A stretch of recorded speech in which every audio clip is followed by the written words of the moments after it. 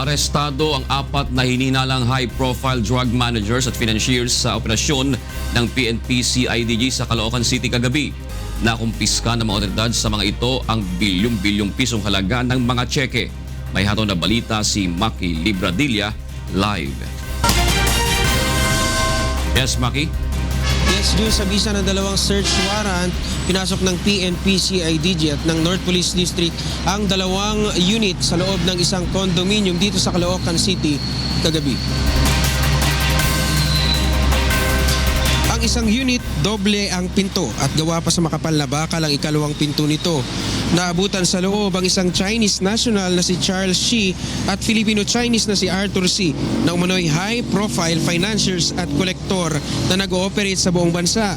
Sa pagsisiyasat ng otoridad, nakuha sa loob ng unit ang mga plastic sachet ng hinihinalang shabu, mga ATM cards, passbooks, sari-saring checkbooks na may pirma na at mga ledger kung saan nakalista ang milyong-milyong halaga ng mga transaksyon.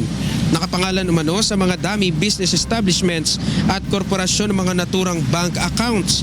Ang isa pa lamang umanong bank account naglalaman na ng bilyong pisong halaga. Sa ikalawang unit naman, sa ikalimang palapag, arestado din ang 2 mag-asawang sina Maricar at Glenn Bernardo.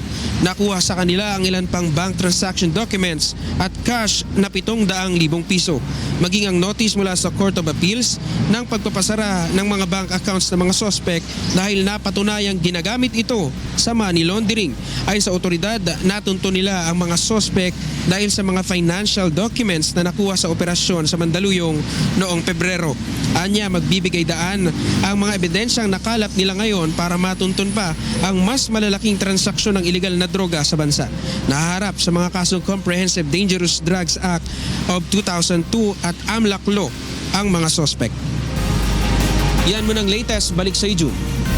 Maraming salamat, Maki Libradilla.